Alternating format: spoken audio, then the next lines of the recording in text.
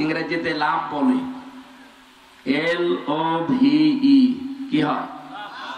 এই লাভটার একটু সমস্যা আছে। ইংরেজি যে লাভ, এই লাভ যারা আছে তাদের এখন কি লাভ না লস? ইংরেজি লাভে যারা আছে তাদের পুরাটাই লস। এখানে ইংরেজি লাভে কেউ আছেন না? নেই মানে 180 মাইল বেগে চালাচ্ছে। এইটা আমি আসার সময় দেখলাম নাগরদোলা চলছে। তাফসীর মাহফিলে, ওয়াজ মাহফিলে নাগরদোলা নিয়ে এসে এখানে অবশ্যই ইংরেজি লাভ আছে। হ্যাঁ, কথা বলছেন। 6 থেকে 7টা বিষয়ের প্রতি ভালোবাসা, মহব্বত আল্লাহ বলেন আমি মানুষের ভেতরে তৈরি করে দিয়েছি। এখান থেকে যেই মানুষগুলো উত্তীর্ণ হতে পারবে সফলতার সাথে, এদের জন্য উত্তম বাসস্থান, তার মানে আল্লাহর বানানো জান্নাত অপেক্ষা করছে। আমরা যেন এই 6-7টার পেছনে পড়ি, আমাদের বিশাল আবাসস্থল যেটা আল্লাহ বানিয়েছে আমাদের জন্য, ওইটা ভুলে না যায়।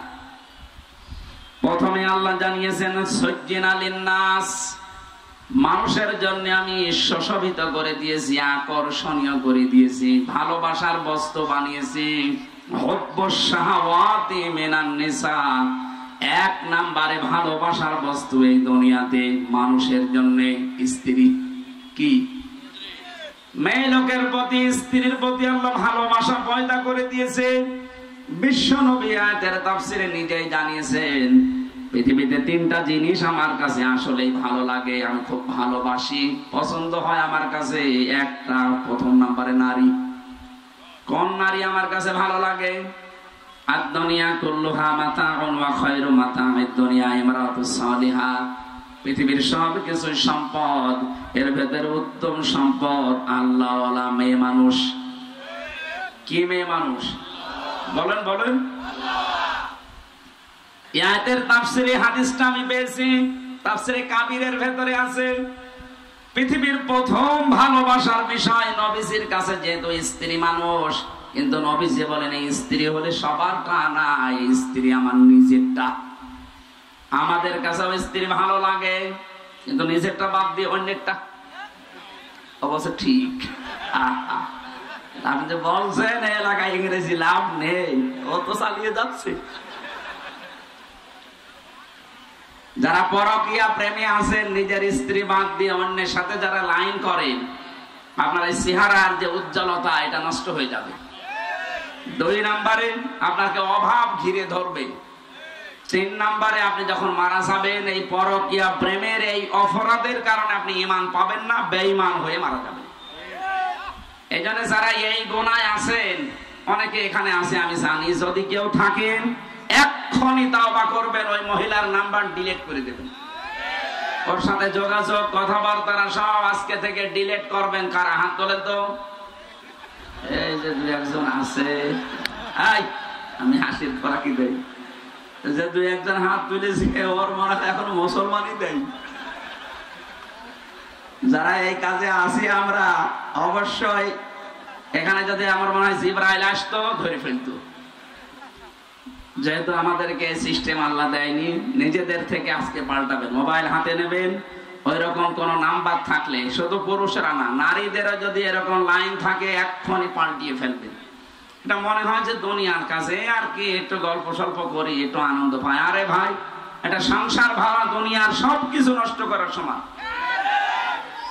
আপনার নিজের জায়েজ স্ত্রী থাকতে আপনি যার দিকে নজর দেখছেন, ওর ভেতরে কি জিনিসপত্র বেশি আছে? একই জিনিস আছে।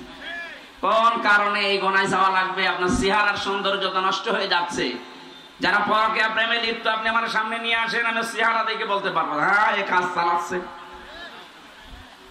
আপনাকে অভাব ঘিরে ধরবে, বিভিন্ন রকমের অভাব আপনার সামনে আসবে। হ্যাঁ, মনে হবে যে এত টাকা উপায় হচ্ছে, কিন্তু অভাব যায় না।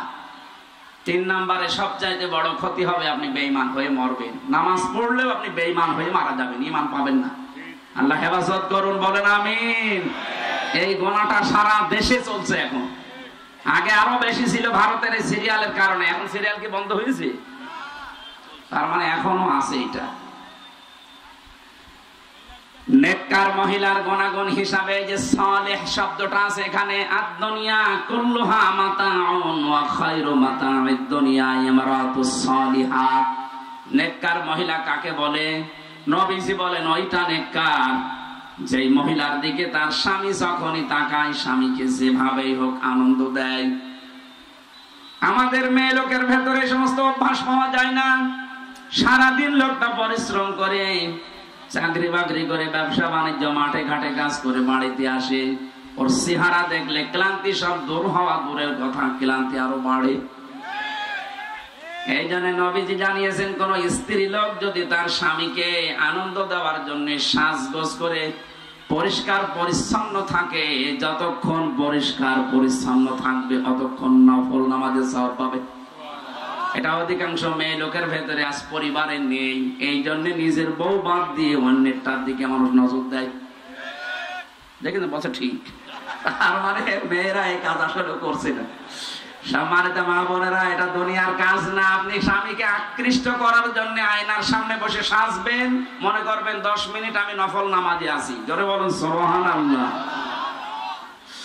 হযরত উম্মে সালমা রাদিয়াল্লাহু তাআলা আনহা, আমাদের মা, বিশ্বনবী জিহাদের ময়দান থেকে আসছেন, খবর পাঠিয়ে দিলেন যে আমি আসতেছি, বাড়িতে খবর দাও। এখানে একটা সফরের নিয়ম আছে। কেউ যদি সফর করে জিহাদের ময়দান, যুদ্ধের ময়দান, কোন দূরত্বের সফর শেষে বাড়িতে যায়, প্রথমেই বাড়িতে ঢোকা ঠিক না। আগে এলাকার কোন মসজিদে, মক্তবে, মাদ্রাসায় আগে আশ্রয় নেবেন, ওখানে যে 2 রাকাত নামাজ আদায় করান, আর বাড়িতে খবর পাঠানো যে আমি আসতেছি, তাকে রেডি হতে বলুন। কথা বুঝতেছেন? বিশ্বনবী জানালেন আমি আসতেছি। উম্মে সালমা বলেন আমার স্বামী আসবে, পৃথিবীর সবচাইতে বড় মেহমান। এই জন্য আমার নিজের ঘর দোর যা ছিল সব পরিষ্কার করলাম, শরীরে যা আছে ময়লা মাটি সব আমি পরিষ্কার পরিচ্ছন্ন করে রেডি হয়ে আছি। বিছানায় নতুন চাদর বিছিয়েছি, ঘর বাড়িতে যা যা বিউটিফাই করা দরকার আমার মন মতো করেছি। পাশের মেয়েরা জিজ্ঞাসা করছে, উম্মে সালমা কি হয়েছে, আজকে কে আসবে? আমাদের মা বিশ্বনবীর স্ত্রী ডাক দিয়ে বলে, পৃথিবীর শ্রেষ্ঠ মেহমান আমার স্বামী আসবে। আপনার স্ত্রীকে হাদিসটা একটু মিলান তো। ও যদি বাড়িতে সাজগোজ করে, নতুন বিছানা বিছায়, নতুন শাড়ি যদি পরে, জিজ্ঞাসা করবেন কি গো আজকে কি হয়েছে, ও আপনার মুখের উপরে বলবে কেন তুমি জানো না লোক আসবে। তার মানে আপনি ওর কাছে লোকই না। কি আপনি ওর কাছে কি? আপনি একটা দেবতা। ওর বিয়ায় যদি আসে, বিয়ায় আসে, তাকেও লোক মনে করে, অথচ আমরা ওর কাছে লোকই না। আর নবীর স্ত্রী বলছে পৃথিবীর শ্রেষ্ঠ মেহমান আমার বাড়িতে আসছে, আমার স্বামী। এই জন্য আমি পরিষ্কার পরিচ্ছন্ন হয়ে আগ্রহ নিয়ে বসে আছি। যতক্ষণ আমি বসবো ততক্ষণ আমার নফল নামাজের সওয়াব হবে। সম্মানিত মা বোনেরা, নেককার হওয়ার জন্য নবীজি প্রথমে নামাজ দেননি, প্রথমে দিয়েছেন স্বামী যখন আপনার দিকে তাকাবে আপনি স্বামীকে খুশি করবেন। হয় সাজগোজ দিয়ে, নিজের চেহারা সৌন্দর্য দিয়ে, অথবা তারা দিয়ে হোক, ইয়ার কি আড্ডা করে হোক, যদি স্বামীকে কাতুকুতু দেওয়া লাগে তাও দেবেন। স্বামীকে কাতুকুতু দেওয়া যায় না? নিজের স্ত্রী যদি স্বামীর সাথে খুনসুটি করতে গিয়ে, ইয়ার কি আড্ডা করতে গিয়ে দাঁত বের করে ফেলে, যতগুলো দাঁত আপনি দেখতে পাবেন অতগুলো নফল হজের সওয়াব পাবেন। পারিবারিক জীবন নিয়ে কিছু কথা বলছে এই কারণে, কারণ অধিকাংশ পরিবারে আর শান্তি নেই। আবার দাঁত দেখায় স্বামী বাদ দিয়ে জনগণকে। আবার হাদিস শোনার পরে বাড়ি যেয়ে দেখবেন দাঁত কেলিয়ে পড়ি আছে। কি গো না হুজুর বললো যে কয়টা দাঁত দেখবো ওই কয়টা নফল না। 6টা দাঁতের কথা পর্যন্ত আমি পেয়েছি মেশকাত শরীফের ভেতরে। কেউ যদি 6টা দাঁত ও হাসতে গিয়ে মেয়েরা বের করে স্বামীকে দেখায়, 6টা নফল হজের সওয়াব পাবে। এখন একটা নফল হজ করতে গিয়ে ওমরা কমপক্ষে 1 লক্ষ টাকা খরচ। তার মানে 6 লাখ টাকা আপনি আল্লাহ রাস্তায় দান করলে যে সওয়াব পাবেন, স্বামীর সাথে একটু ইয়ারকি আড্ডা করলে ওই সওয়াব পাচ্ছেন। জীবনে এই যে যারা স্বামী বসে আছে, আপনার দাঁত দেখেছি না, একটা স্বামীর মুখের দিকে তাকান, ওগুলো পাচ্ছেন না। আমরা অশান্তিতে আছি। সম্মানিত মা বোনেরা, শুধু দুনিয়ার বিষয় না, এটা আপনাকে নেককার হওয়ার জন্য এই গুণটা অর্জন করা লাগবে। 2 নম্বরে, স্বামী যেটা পছন্দ করে ওটা যদি জায়েজ হয় জীবন গেলেও আপনাকে ওইটা মেনে নেওয়া লাগবে। এই কথা বলছে না কেন? এ পৃথিবীতে আমি সহ যত স্বামী আছে প্রতিটি স্বামী পছন্দ করে বিয়ের পরে যেন আমার মা বাবা আমার সাথে থাকে। এটা চাই না আমরা? 100টা পরিবারের প্রায় 95টা পরিবারে বউ এটা চায় না। বিয়ে করার পরেই কেমন যেন বলে আলাদা হও, এই কথা বলে না। এই কথা বলাতে তাকে অনেকে বাধ্য করে। কে? এই বউকে বাধ্য করার পেছনে যারা কলকাঠি নাড়ে তারা এই বউর মা আর ওর বড় বোন। ওখান থেকে শুধু টিপস দেয়, এই আর কতদিন আলাদা হ, আরামে খেতে পারবি। এরকম বউ দেশে নেই? কার বউ এরকম ছোট মনের আছে? হাত তোলেন তো। এই যে আল্লাহর ওলি পাওয়া গেছে। আপনি যে কোন জাহান্নামে আছেন। এই ডক্টর বউ এখানে আছে না? ও কি মানুষ? 1000 মানুষের সামনে ওর স্বামী হাত তুলছে, আর মানে আলাদা হওয়ার জন্য এলাকায় মানে এগুলো আছে। আমি লংগদু, এই যে রাঙ্গামাটি জেলা, ওখান থেকে আসার সময় দেখেছিলাম একটা বৃদ্ধাশ্রমে আমারে নিয়ে গেল। যে দেখি এক কলেজের অধ্যাপক কাঁদতেছে, হাওমাও করে কাঁদছে, ওর মায়ের পা ধরে বৃদ্ধাশ্রম। মা বলছে, সন্তান বাবারে আমি যখন মারা যাব তখন আমার এই মাথার উপর যে ফ্যান ধরে এই ফ্যানটা পাল্টিয়ে নতুন ফ্যান লাগিয়ে দিবি, এটা পুরাতন হয়ে গেছে। ছেলে বলছে, মা তুমি তো মারাই যাবে, তখন আবার ফ্যান কি হবে মরে গেলে? মা বলে, বাবা আজ 2 মাস আমি এখানে আছি, তুই তো খোঁজ নিস না। কর্তৃপক্ষ টাকা পয়সা না দিলে ভালো করে খোঁজ খবর রাখে না, এই জন্য আমার মাথার উপরে যা আছে ঘোরে ঘোরে না। বারবার আমি এদেরকে বলেছি, কিন্তু আমার কথা শোনে না। আজকে আমি মারা যাওয়ার অবস্থায় জন্য তোর খবর দিয়েছে। তোকে আমি বারবার এই জন্য বলছি, আমি তো জানি তোর ফ্যান ছাড়া বাতাস ছাড়া ঘুম আসতে চায় না ছোটবেলা থেকে। যে অবস্থায় আমি আছি, আমার বিশ্বাস, আমার মন ডেকে বলছে যে তুইও আমার বয়সে আসলে তোর ছেলে মেয়ে আমার এখানে করে রেখে যাবে, তোর কষ্ট হবে। এই জন্য আমি তোকে আগে থেকে সতর্ক করলাম, ফ্যানটা পাল্টিয়ে দিস। হঠাৎ করে দেখলাম আমার হাতের উপরে মা মারা গেল, কান্না আরো বাড়িয়ে দিয়েছে। আমি তখন ওই দেখতে দেখতে যাচ্ছিলাম। আমার বলছে, হুজুর এ দোষ শুধু আমার একা না, এ দোষ আমার বউর। 2 মাস আগে আমার সাথে বউ গন্ডগোল করে বলেছিল, এই বুড়ি যদি বাড়ি থাকে আমি তোমার ভাত খাবো না। শেষ পর্যন্ত আমার 2টা সন্তান, কি গর্ব তাদের মুখের দিকে তাকাতে সংসার নষ্ট করতে পারি না, তালাকও দিতে পারলাম না। শেষ পর্যন্ত মাকে আমি রেখে গেলাম এই ময়দানে। আজ 2টা মাস হয়ে গেল, খোঁজ খবর আমি নিতে পারি না, বিভিন্ন কাজে বাইরে থাকি। আজ আমার মাটা মারা গেল, দুনিয়াতে আমার নাম ধরে ডাকার মতো আর কেউ নেই। ও ঠাকুরগাঁওবাসী, চট্টগ্রাম বিভাগের রাঙ্গামাটি জেলার লংগদু থানার ওই কলেজের অধ্যাপক শুধু না, আমার তো মনে হচ্ছে এখানে অনেকেই এরকম বসে আছে। সম্মানিত মা বোনেরা, এটা গ্রাম অঞ্চলে, এই জন্য বারবার তাকিদ দিচ্ছে। আপনার নিজের মা বাবা যদি হয়তো কখনো স্বামীকে বলতেন না যে এদেরকে বাইরে রেখে আসো, আপনি পারতেন না। ওটা নিজের মা বাবা না, আপনার স্বামীর মা বাবা। তাকে 25-30 বছর পর্যন্ত শ্রম দিয়ে মাথার ঘাম পায়ে ফেলে চামড়া কালো বানিয়ে তারা এ পর্যন্ত বানিয়েছে। আর এখন তার মা বাবাকে আপনি ডিলিট করে দিলেন। অপেক্ষা করেন, আপনার সন্তান আসলে ঠিক আপনাকে এভাবে ডিলিট করে দেবে। এজন্য আমরা যেন এটা কাজ না করি। আমি তো নিজেই বলছি, আমি স্বামী, আমি সব প্রতিটি স্বামী চাই যে বিয়ের পরে যেন আমার মা বাবা আমার সাথে থাকে, খেয়ে থাক না খেয়ে থাক আমার সাথে থাকবে। আপনার কারণে আমার বাধ্য হওয়া লাগে, এই কথা বলছেন না কেন? আপনি যতই নামাজ পড়েন, রোজা রাখেন, কালো বোরকা পরে ঘোরেন, আপনি নেককার হতে পারেননি। কারণ নেককার হওয়ার 2 নাম্বার গুণ এইটা, স্বামী যেটা পছন্দ করে ওটা যদি বৈধ হয় আপনাকে মেনে নেওয়া লাগবে। কথা বলুন। এক একটা শব্দের ভেতরে এত কথাই আপনি কাছিরে আমি পড়েছি, সময় যেহেতু কমে জন্য আমি তাড়াতাড়ি করছি। আল্লাহ পাক বলেন, এই মেয়েদের প্রতি আমি মহব্বত, ভালোবাসা, আকর্ষণ তৈরি করে দিয়েছি, এটা পরীক্ষার জন্য। এই জন্য খুব কঠিন বিষয়, ইন্তেকালের আগে নবীজি যে দুইটা জিনিসের নাম বলেছেন ভয়ঙ্কর পরীক্ষা, তার এক নম্বরে মেয়ে লোক। খুব কঠিন পরীক্ষা এটা আমাদের জন্য। নবীজি বলেন আমি ইন্তেকাল করলাম, কিন্তু আমার উম্মতের জন্য, পুরুষের জন্য এই দুইটা জিনিসের চাইতে বড় পরীক্ষার বস্তু আমি আর রেখে গেলাম না। তার এক নম্বরে নারী, দুই নম্বরে জমি জায়গা। আপনি আদালতে যাবেন, যত মামলা হয় মেয়ে লোক নিয়ে, না জমি জায়গা নিয়ে, এক কথা বলে না কেন? এটা এখান থেকে সতর্ক খুব, এদের উপর আবার জুলুম যেন হয়ে না যায়।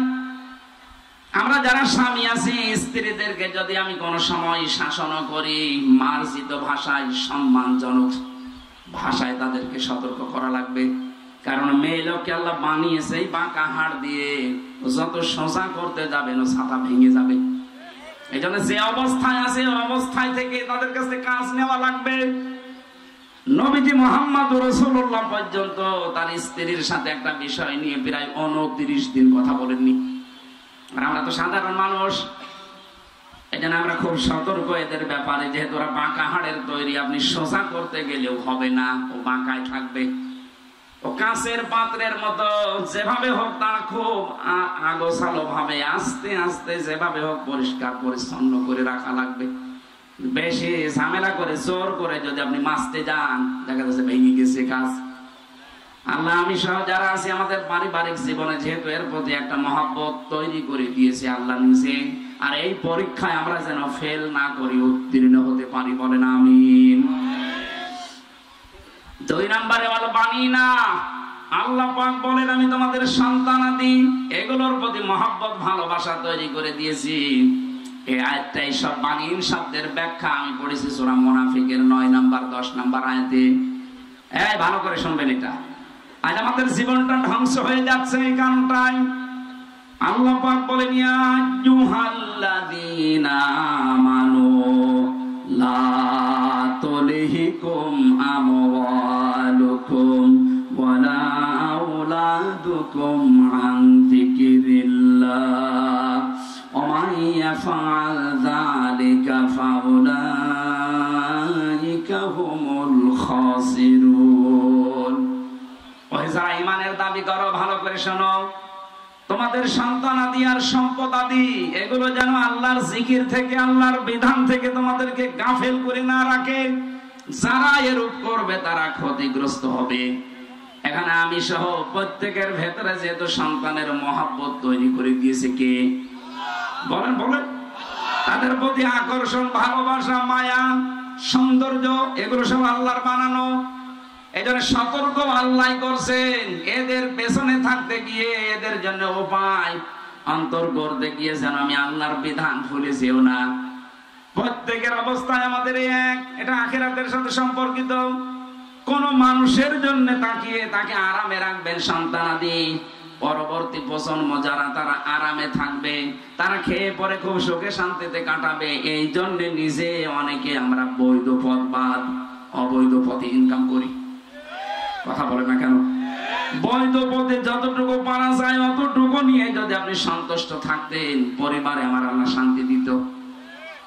বৈধ পথ চলতে চলতে হঠাৎ করে তাদের দিকে চিন্তা ভাবনা করে অবৈধ কাজ কারবার আমরা বাড়িয়ে দেই, বাম হাতের ইনকাম।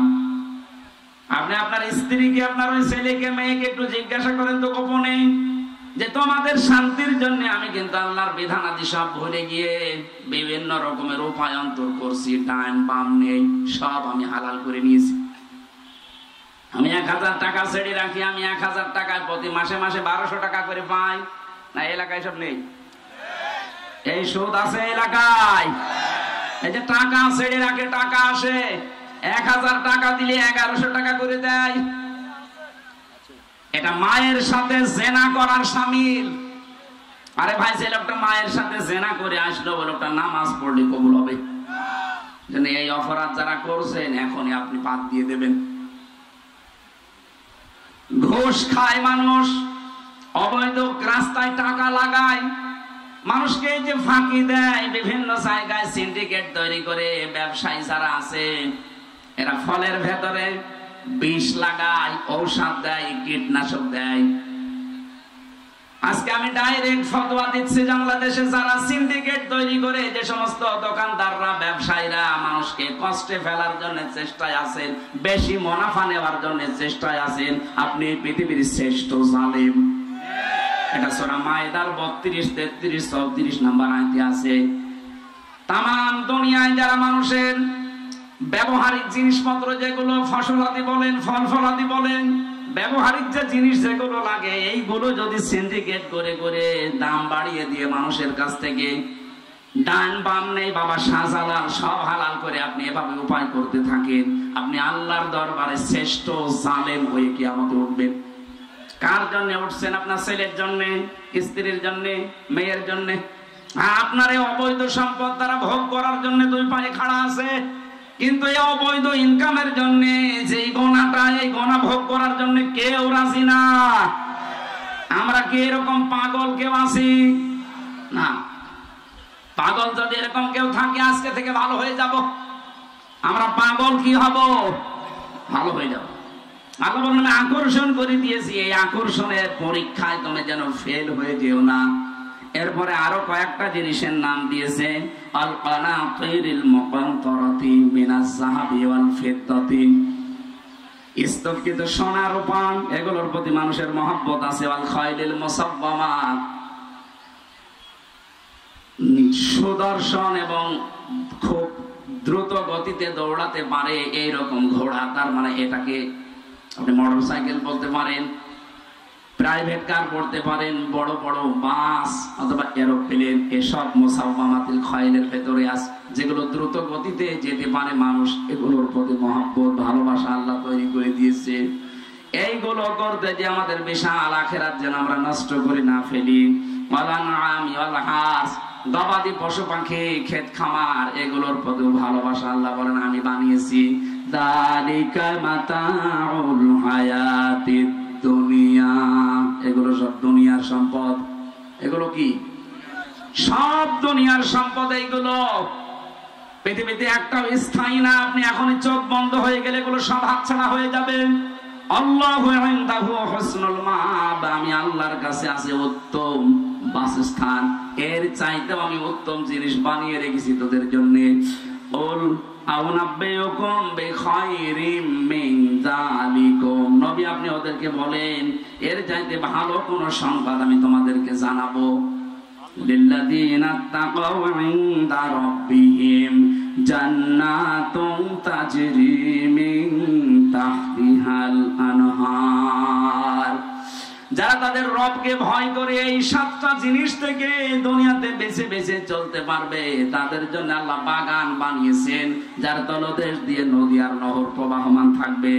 খালিদিনা ফিহা, যেখানে ঢুকলে চিরস্থায়ী হয়ে যাবে। ওয়াজওয়াজুম মুতাহহারা, পবিত্র স্ত্রী আল্লাহ আপনার জন্য রেডি করে রেখেছেন। ওয়ারিদওয়ানুম মিনাল্লাহ, আল্লাহর পক্ষ থেকে একটা স্থায়ী সন্তুষ্টি। জোরে বলেন সব। আল্লাহু বাসীরুম বিল ইবাদ, আল্লাহ তার বান্দাদের প্রতি বড় তীক্ষ্ণ দৃষ্টি রাখেন। আমার প্রতি যেমন আল্লাহর নজর আছে, আপনার প্রতি আল্লাহর নজর আছে, সবার প্রতি আল্লাহর নজর আছে। সম্মানিত মা বোন, একটা হাদিস পড়ছি, বিশ্বনবী জানিয়েছেন এই পৃথিবীতে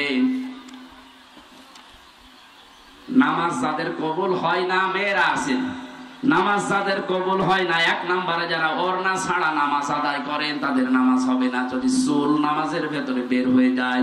দুই নম্বরে রাস্তায় যারা সুগন্ধি দিয়ে বের হন তাদের যতক্ষণ ওই সুগন্ধি না কাটবে নামাজ হবে না। তিন নম্বরে স্বামীর অসন্তুষ্টি রেখে আপনার নামাজ হবে না। আল্লাহ এই গুণগুলো অর্জন করার তৌফিক দিন।